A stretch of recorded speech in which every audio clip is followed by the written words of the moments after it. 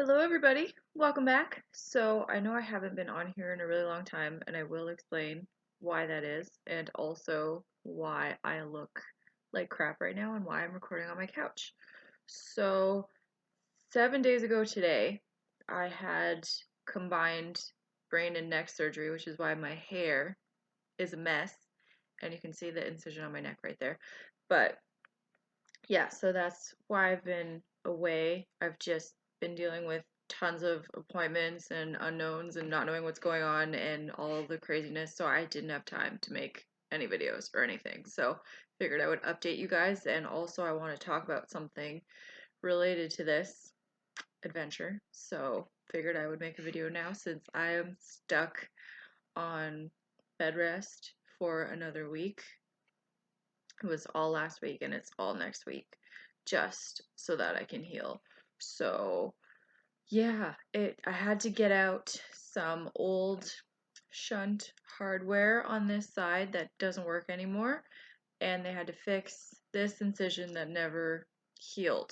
So it was a double combo surgery, so much fun. But I'm home recovering, and that's good. And I get my stitches out tomorrow, hopefully, which is also awesome. But what I want to talk about is how sometimes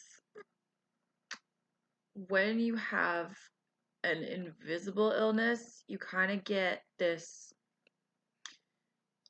I don't want to say it's a curse, but it's kind of like a curse of everyone thinking that your illness looks like wellness.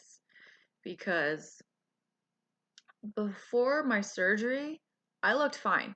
I looked perfectly healthy. I was at work. I was fine. Everything was fine.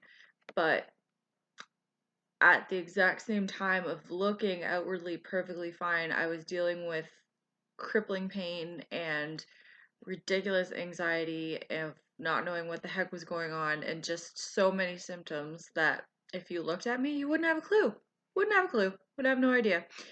And I find that's really a detriment to this healing process even now because I've told people, like, hey, gotta give me a little bit of time. I'm recovering from brain surgery. And they'll see me either post a little thing on Instagram, still from the couch, and I still look like crap. And even if I don't, it's a filter. I can guarantee you right now, I've been using tons of filters this week because I feel like garbage. So, none of it, if it looks fabulous, is what I actually look like, okay? And thank you for the sunlight right now. That's the only reason I look like this. But I'll get people either texting me or messaging me being like, okay, so like, can we do something tomorrow? No, no. I don't care what type of surgery you have to recover. You have to not do anything for a good chunk of time so that you can heal and recover. And just because you look fine or look like you're healing great and on the road to recovery super fast, that's not always the case, okay? Like, I might look okay, but right now I'm dealing with literally no sleep last night because I had such a bad pain episode that wouldn't let up the entire night. So I've been up since yesterday at like 6 a.m. because I can't sleep with these stitches behind my ear and the stitches on my neck that are dissolving still. And on top of the surgical recovery, I have the normal nerve damage pain that I always have 24/7. So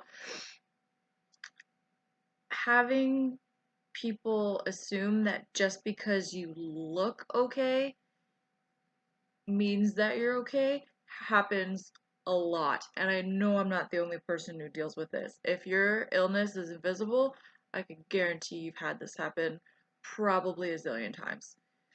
More times than you can count, for sure. And I think we just need to raise awareness about this because it's not talked about enough.